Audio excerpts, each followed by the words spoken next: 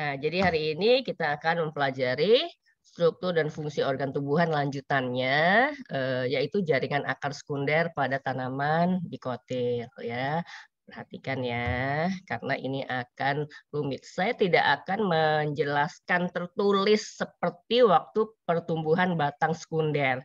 Karena sesungguhnya kalau kamu udah paham yang batang sekunder, yang akar sekunder ini lebih mudah lagi dipahami. Nah, jadi ini adalah gambar-gambar potongan melintang akar dikotil. Ya, potongan melintang akar dikotil. Kemarin gambarnya yang ini nih. Nah, jadi ini ya. Ini akar dikotil primer karena masih ada bulu akarnya gitu ya. Jadi kalau masih ada bulu akarnya itu masih ada zona 1, 2, 3. Nah, kalau kayak begini bukan zona 1 karena zona 1 isinya cuma jaringan meristem doang yang sel-selnya seragam gitu kan ya.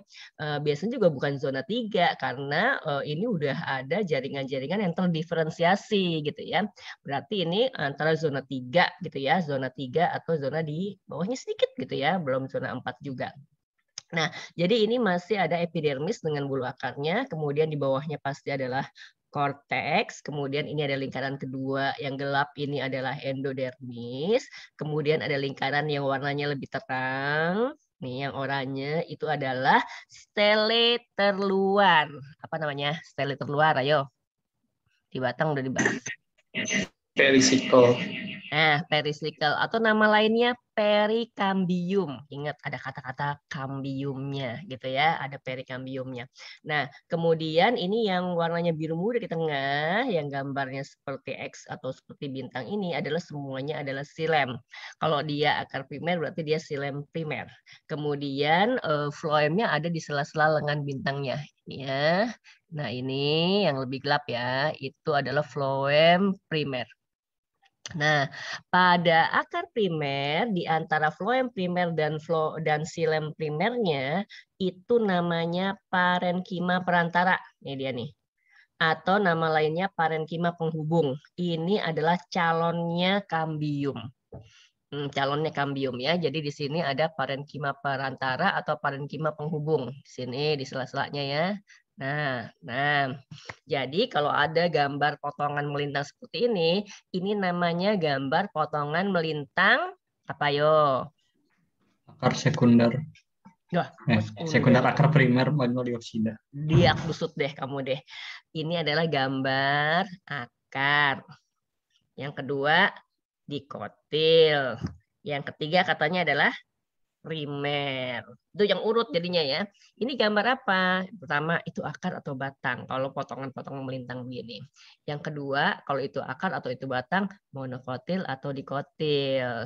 Kalau dikotil maka kata yang ketiga primer atau sekunder gitu ya. Jadi adalah potongan melintang akar dikotil primer. Ini disederhanakan jadi gambar yang A nih. Ya. Jadi ini adalah gambar potongan melintang akar dikotil primer gitu ya. Nah, bagian-bagiannya sama seperti yang di kanan itu yaitu epidermis, kemudian korteks, ini lingkaran ini adalah endodermis, kemudian buletan-buletan ini adalah phloem primer. Kemudian bintangnya di tengah seluruhnya adalah xilem primer. Nah, di sini parenkima perantaranya adalah garis bintangnya. Tolong siapkan alat tulisnya. Kemudian kalau kamu udah print, maka kamu bisa tambahin keterangan-keterangan tadi ya supaya lebih jelas. Parenkima perantara yang mana ya? Oh, ini gambar garis bintangnya ini adalah parenkima perantara. Kan kalau udah gambar apa skematik gini kan supaya gampang mempelajarinya. Jadi seperti itu ya. Walaupun dalam kenyataannya susah tuh membatasi ini gitu ya. Nah, jadi mana sih panahku? Nah, ini adalah garisnya adalah parenkima perantara atau namanya parenkima penghubung. Jadi kalau kamu belum belum print maka kamu mesti punya buku catatan ya, buku catatan sehingga kamu tahu oh ini slide nomor sekian ada tambahan keterangannya ini gitu ya. Sehingga kamu bisa lebih paham. Oke. Jadi ini adalah akar dikotil primer, kemudian dia akan tumbuh ke zona berikutnya. Jadi kalau ini zona 3, maka ini boleh disebut zona peralihan ya atau masuk ke zona 4 gitu ya. Nah, kemudian epidermisnya itu udah mulai pecah-pecah. Ini kamu harus bisa membedakan dengan dengan batang dikotil gitu ya. Ini kalau akar nih dari awal nih epidermisnya udah pecah-pecah nih gitu ya.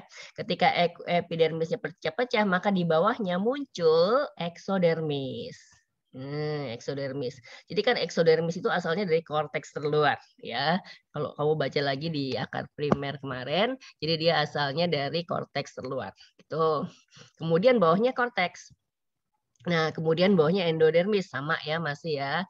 Apalagi bedanya? Nah, jadi sekarang, jadi kan ini kan floem. Ini yang buletan ini kecil ya. Ini kan floem ya, floem primer masih disebutnya floem, kemudian bagian tengahnya kan xilem primer. Nah, sekarang parenkima perantara atau parenkima penghubungnya yang tadinya garis bintangnya udah lebih tebal. Nah, ini kemudian menjadi kambium. Nah, jadi sekarang nih udah punya kambium nih. Ya, jadi udah punya kambium nih sekarang. Oke. Perhatikan perubahan bentuk kambium selanjutnya gitu ya. Nah, kemudian ini udah beneran zona 4 nih gitu ya. Udah beneran zona 4. Berarti bagian luarnya ini udah eksodermis. Kemudian ini adalah korteks, ini adalah endodermis. Nah, sekarang ketika dia udah punya kambium, maka kambium memeristematik. Dia membelah-belah keluar dan ke dalam gitu ya. Keluar dia membelah-belah membentuk apa, Nak? Kambium membentuk membelah-belah keluar si kambium membentuk apa? Phloem sekunder. Floem sekunder. Membelah-belah ke dalam membentuk xilem sekunder. Perhatikan setiap garis bermakna nih ya. Oke, ini di bawahnya endodermis ya. Ini masih ada floem primer nih, bulatan kecil nih gitu ya. Kemudian di bawah bulatan kecil itu ada bentuk kayak belah ketupat gitu kan ya. Nah, di tengahnya tuh udah bentuk belah ketupat, ada 2 garis, garis tipis dan garis tebal.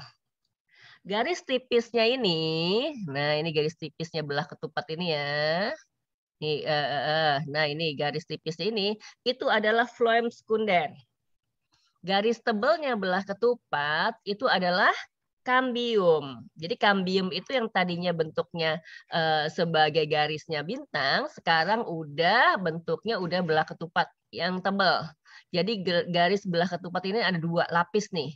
Yang tipis, garisnya yang tipis di sebelah luar itu adalah floem sekunder. Kemudian garisnya yang lebih tebal di sebelah bawahnya floem sekunder adalah kambium. Oke. Kemudian yang diarsir ini apa? Kan kalau di bawahnya kambium apa? Yang diarsir adalah kambium membelah-belah ke arah dalam membentuk xilem sekunder. Nah, jadi yang diarsir itu adalah xilem sekunder. Perhatikan nih, xilem sekunder. Nah, seluruh bintangnya adalah xilem primer. Jadi urutannya mah tetap ya. Kalau dari dalam xilem primer, yang diarsir adalah xilem sekunder, garis belah ketupatnya yang tebal adalah kambium, garis belah ketupatnya yang tipis adalah floem sekunder, yang bulatan kecil-kecil ini adalah floem primer. Kemudian di sebelah luarnya adalah endodermis. Tuh, jelas ya. Kalau ada pertanyaan langsung tanya. Nah, kemudian dia terus berkembang terus ya, kambiumnya terus membelah-belah terus. Jadi jaringan di sebelah dalam nih di steleknya ini ya, endodermis sebelah dalam itu kan terus bertambah-tambah ya, terus bertambah-tambah. Maka pada pertumbuhan selanjutnya lihat gambar yang ini, yang D. Ini beda nih sama batang gitu ya. Eksodermis udah pecah-pecah gitu ya. Korteks pecah-pecah. Endodermis pecah-pecah. Jadi yang pecah itu kalau di batang kan cuma epidermis doang ya. Tapi kalau di akar itu pecah-pecahnya sampai ke endodermis. Eksodermis pecah-pecah, korteks pecah-pecah, endodermis pecah-pecah. Kalau pecah-pecah semua, maka si stel ini mesti punya pelindung gitu ya. Maka di bawah endodermis yang pecah-pecah muncullah velogen. Velogen. Nah, muncullah velogen. Velogen ini garis yang putus-putus. Velogen itu apa bahasa Indonesianya? Jeng jeng. Velogen bahasa Indonesianya apa? Jari-jari apa itu? Velogen bahasa Indonesianya adalah kambium gabus. Oke.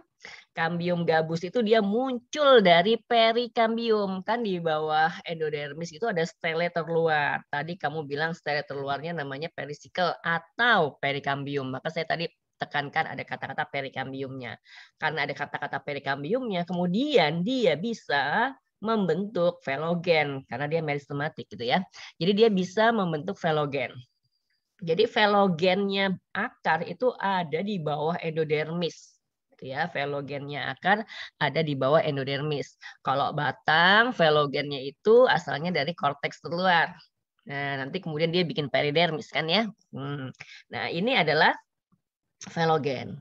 Nah, kemudian velogen itu kan kambium gabus, maka dia juga membelah-belah keluar dan ke dalam, gitu ya, membelah-belah keluar dan ke dalam, maka kemudian, nah ini tadi garis lingkarannya, ini adalah ini yang ini ya, jadi velogen, kemudian dia membelah-belah keluar, membelah-belah keluar dia membentuk velem. Membentuk velem gitu ya. Kemarin kan di batang ada 2 tipe kalau di batang ya. Velogennya bisa membelah keluar doang atau dia bisa membelah keluar dan ke dalam, monopleuris ataukah dia dipleuris. Kalau di gambar ini velogennya bisa membelah-belah keluar aja membentuk velem. Jadi dia monopleuris gitu ya.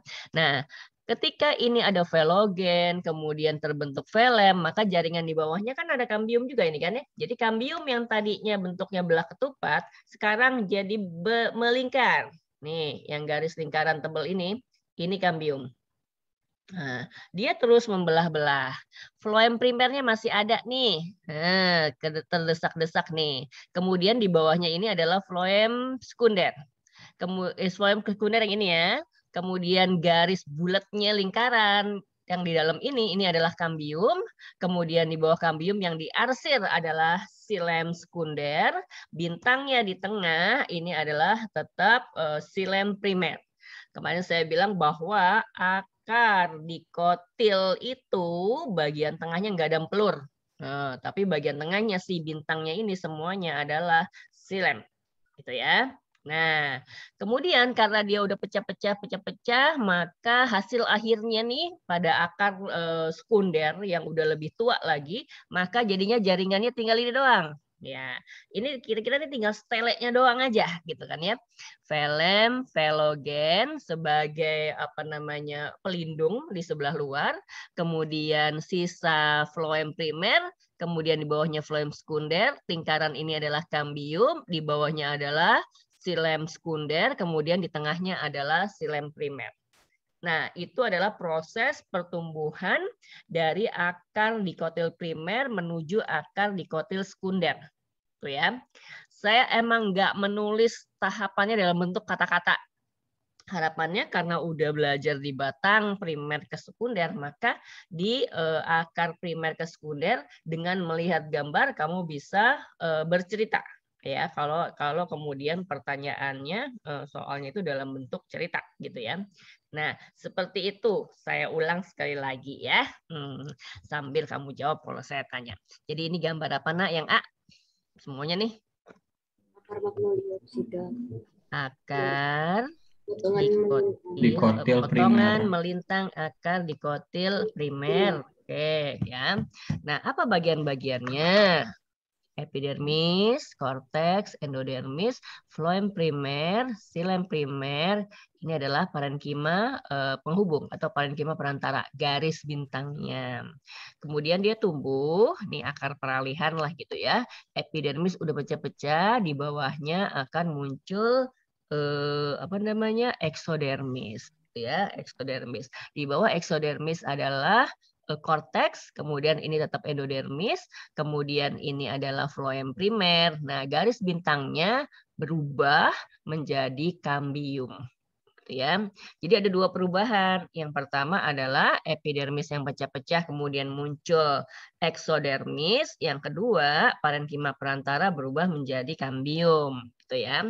Nah, masuklah ke zona 4. Sekarang di sebelah luarnya ini udah bentuknya adalah udah eksodermis, kemudian korteks, dan ini adalah endodermis.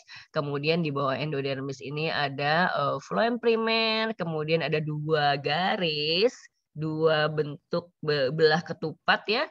Yang sebelah luar adalah garisnya lebih tipis, yang sebelah dalam garisnya lebih tebal. Yang garisnya lebih tipis, belah ketupat ini itu adalah floem sekunder. Kemudian garis yang lebih tebal lagi ini adalah kambium. Jadi kambium tadinya berupa garis yang membatasi bintangnya, sekarang bentuknya udah kayak belah ketupat begini. Di bawahnya kambium adalah silem sekunder, di sebelah tengahnya tetap dia adalah silem primer. Pada pertumbuhan selanjutnya, karena jaringan di sebelah dalam itu bertambah terus, karena kambium membelah-belah terus keluar dan ke dalam, gitu ya, maka jaringan di sebelah luarnya pecah-pecah. Eksodermisnya pecah-pecah, korteksnya pecah-pecah, bahkan endodermisnya juga pecah-pecah. Di bawah endodermis, kemudian yang asalnya dari perikambium itu terbentuklah velogen atau kambium gabus. Kemudian kambium gabus akan membelah-belah keluar membentuk velem. Di sebelah dalam tetap dia membelah-belah, sekarang kambiumnya bentuknya udah lingkaran. Ya, maka bagian di bawah velogen adalah floem primer, sisa floem primer, kemudian floem sekunder, yang lingkaran tebal ini adalah kambium, yang di arsis adalah silem sekunder, yang di tengah adalah silem primer.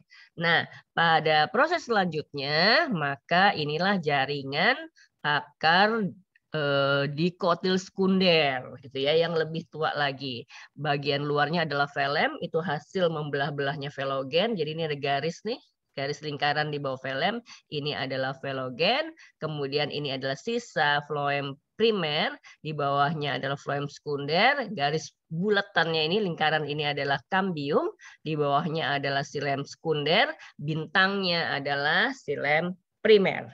Nah, jadi itu proses pertumbuhan akar dikotil dari primer ke sekunder. Ada pertanyaan? Semoga jelas. Ya.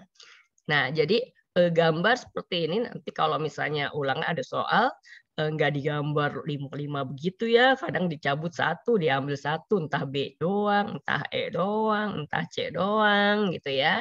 Maka kemudian perhatikan gambarnya, pahami gambarnya. Oke. Nah, selesai tuh anatomi dan morfologi akar. Sekarang akar itu juga bisa mengalami modifikasi. Kita udah belajar ya, dia bisa bikin bulu gitu ya, bisa juga bikin apa namanya membentuk cabang-cabang akar dan sebagainya ya. Nah, tapi ini dia bisa bersimbiosis juga. Ini kamu udah pelajari di kelas 10. Kamu belajar jamur nggak? Belajar ya harusnya ya.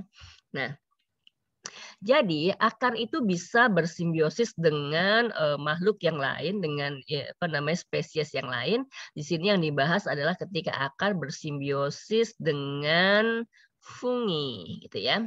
Nah, bagian mana dari akar yang bersimbiosis? Bagian yang paling luar pastinya ya, epidermis, kadang sampai ke korteks. Epidermis dan korteks akar, kita bayangkan epidermis dan korteks. Oh, yang tadi gambarnya ya. Seringkali berasosiasi dengan jamur tanah. Jamur tanah dari golongan Basidiomycotina atau Ascomycotina. Ya, harus sudah belajar ya. Nah, kemudian dia bisa membentuk ektomikoriza. Jadi, mikoriza itu adalah simbiosis antara akar dengan jamur. Ya, ektomikoriza. Miko itu adalah jamur, kan mikota ya, jamur, miko. Riza itu rizoid kayak gitu, itu adalah akar. Ekto berarti di luar. Jadi kalau dia bersimbiosis dengan Basidiomycotina dan Ascomycotina, biasanya cuma di luar aja. Nah, sehingga disebut dengan hasil simbiosis itu disebut dengan ektomikoriza. Nah, atau bisa juga si akar ini bersimbiosis dengan jamur zigomycotina. Kalau zigomycotina kan biasanya uniseluler ya, bentuknya kayak lendir-lendir gitu. Nah, ini dia bisa nyelip-nyelip sampai ke dalam gitu ya, sampai ke bagian akar lebih dalam, bisa sampai ke korteks ya. Jadi kalau yang ekto ini biasanya sampai epidermis aja, tapi kalau yang zigo dia bisa sampai ke korteks. Nah, kalau dia sampai ke bagian yang lebih dalam, maka dia akan membentuk endomikoriza. Jadi sampai ke yang lebih dalam lagi. Apa untungnya simbiosis ini? Berarti kan harus kalau simbiosis mutualisme harus saling menguntungkan. Yang pertama, jamur itu mensyaratkan hidupnya di tempat yang lembab, gitu ya. Maka biasanya si mikoriza ini diaplikasikan pada tanaman yang hidup di tempat yang kering tanahnya, gitu ya, di tempat yang tandus, gitu ya, tanpa si yang nanam ini menyiram tiap hari, gitu ya, supaya nggak nyiramin tanaman yang tiap hari, maka kemudian disebarlah spora jamur-jamur ini, gitu ya, supaya dia tumbuh di perakaran, gitu ya. Kalau di permukaan akarnya kemudian tumbuh jamur-jamur ini, maka si jamur ini akan berusaha dengan kuat untuk mengambil air yang sedikit dari sekelilingnya itu ada di sekeliling dia, karena dia harus survive ya. Kalau dia ambil air di sekeliling dia, maka karena dia hidupnya di permukaan akar tanaman tingkat tinggi, maka di akarnya pun kemudian akan selalu lembab, bahkan kemudian bisa basah gitu ya. Nah, itu keuntungannya. Jadi kayak gini, jamur itu kemudian kayak disuruh nyari air buat tanaman tingkat tingginya gitu ya. Jadi kebutuhan air tanaman tingkat tingginya ini terpenuhi dengan adanya si jamur tadi ya. Kemudian membuat penyerapan air dan unsur hara terutama nitrat dan fosfat oleh akar meningkat. Karena si jamur ini juga dia butuh makan gitu ya. Kemudian dia akan ambil ini dari tanah dengan lebih efisien dan efektif juga untuk dirinya, juga untuk tanaman yang ditempelinya gitu ya. Nah, jadi keuntungannya jamur memperoleh senyawa organik gitu ya. Jamur juga bisa memperoleh senyawa organik gitu kan ya.